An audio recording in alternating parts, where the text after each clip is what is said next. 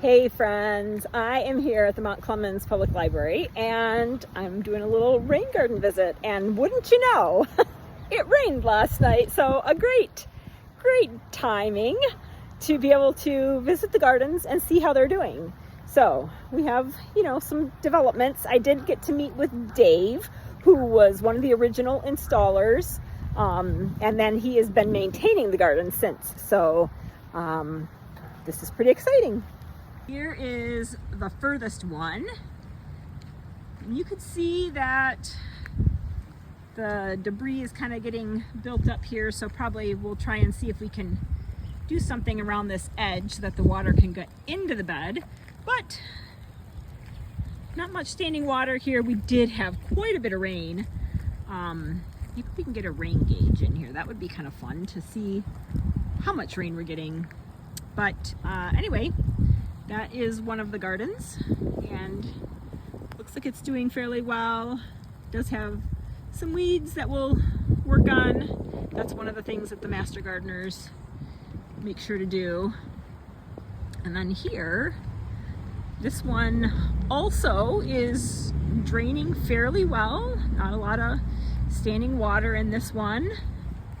And again, maybe moving a few of these grasses just so that the water can get in the bed, because that's what we want, it to go into the bed. And lots of things hidden in here, Dave says, so I'm excited to see what happens as this garden comes alive.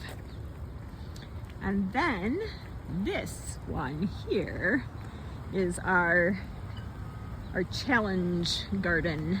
You can see the mulch got pushed way up into the parking lot, so it definitely filled up quite a bit, and it still has standing water.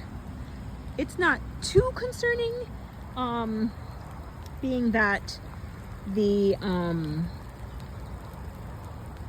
rain just happened last night, and so a rain garden is supposed to hold rain water, but this is one of them that they said that they would hold standing water for a longer period of time. So we'll have to see what we need to do with this one. So this downspout is one of our, look at this, it's got standing water right up against the building. This is going to be a challenge. You can see that the soil has been pushed out with the force of the water. So this here will take a little adjustment, and it shouldn't take too much, but we're gonna regrade this area and see if we can get this to drain a little bit better. And this is our bioswell. We're calling this one bioswell number 1. And you can see it's really holding a lot of water. Again, it's just been, the first 90 to 24 hours since this big rain. So we are going to try and do some check dams. So we're going to make this maybe like 2 pools. So make a wider pool here for the water, and then have it flow down stair step kind of down to the next levels. So we'll do that here and see if we can help get this water to not sit. They did say that down in this lower area here, the water will pool and stay for a longer period of time, which is not what we want it to do. And we want to get a little bit more color up on the berm here. Here is the second bioswell, and again, you can see quite a bit of water in here. This is the one that they've had the most trouble with. You can see there's some cattails, or I thought originally that was Phragmites, but maybe it's cattails. So we're waiting to see.